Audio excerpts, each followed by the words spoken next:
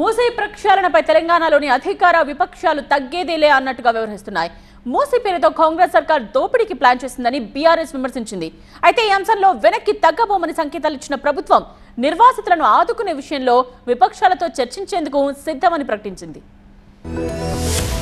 మూసీ ప్రక్షాళనపై తెలంగాణలో రాజకీయ రగడ కొనసాగుతోంది. హామీల అమలుకు నిధులు లేవు కానీ మూసీకి మాత్రం సీఎం రేవంత్ 1,50,000 కోట్ల రూపాయలు ఖర్చు చేస్తారంట అని మండిపడ్డారు బీఆర్ఎస్ వర్కింగ్ ప్రెసిడెంట్ కేటీఆర్. మూసీలో దోచుకుని ఢిల్లీకి మూటలు పంపుతారని ఆరోపించారు. రేవంత్ చేసేది మూసీ బ్యూటిఫికేషన్ కాదని లూటిఫికేషన్ అని ఫైర్ అయ్యారు. రేవంత్ కు కోపం ఉంటే తమ ఇళ్లు కూల్చాలని, పేదల ఇళ్లకు జోలికి మాత్రం వెళ్లొద్దని కోరారు. కేవలం కమిషన్ల పిచ్చి, కేవలం పైసలు దొబ్బేతందుకు పేదవాళ్ళకి ఇస్తేనేమో పైసలు రావు, అదే పెద్దవాళ్ళకి ఇచ్చి కాంట్రాక్టర్లకు ఇచ్చి బ్రహ్మాండంగా మూసీ పేరు మీద బ్యూటిఫికేషన్ కాదు లూటిఫికేషన్ చేస్తే ఆ పైసలతోని మళ్ళా కాంగ్రెస్ పార్టీకి పెద్దోళ్ళకి డబ్బులు పంపి కుర్చీ కాపాడుకోవాలన్న ఆలోచన తప్ప వేరేదేం లేదు. మూసీ నిర్వాసితులను ఏ విధంగా ఆదుకోవాలో విపక్షాలు సలహాలు ఇవ్వాలని సూచించారు తెలంగాణ సీఎం రేవంత్ రెడ్డి. ప్రతిపక్షాల సూచనలు స్వీకరిస్తామన్నారు. ముఖ్య నేతలను పిలిచి భట్టి విక్రమార్క చర్చలు జరపాలని కోరారు. కేటీఆర్, హరీష్ రావు, ఈటల సచివాలయానికి వస్తే దీనిపై భట్టితో పాటు తాను కూడా చర్చలు జరుపుతానన్నారు. రెచ్చగొట్టే వారిని ప్రజలు నమ్మొద్దని కోరారు.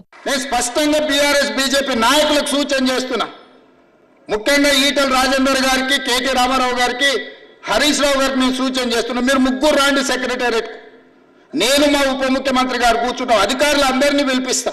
ప్రణాళికలన్నీ ప్రజలకు చూపిద్దాం. ప్రజల్ని ఎట్లా ఆదుకుందాం, ఎట్లా బాగు చేద్దామో చెప్పండి. ప్రత్యామ్నాయంగా వాళ్ళకి మంచి ఇల్లు కట్టిద్దామా, లేకపోతే నష్టపరిహారం ఇద్దామా?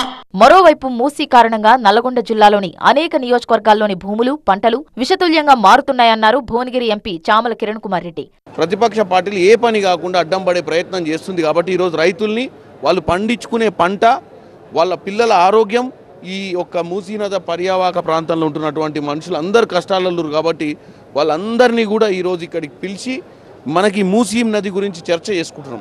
ఈ ప్రాంత ప్రజలు, రైతులతో కాంగ్రెస్ నేతలు సమావేశం ఏర్పాటు చేశారు. ఎంతో కాలంగా మూసీని ప్రక్షాళన చేయాలని డిమాండ్ ఉందని, దాన్ని సీఎం రేవంత్ రెడ్డి అమలు చేస్తున్నారని ఎంపీ చామల అన్నారు. ఈ ప్రయత్నాన్ని అడ్డుకుంటే ఊరుకోబోమన్నారు.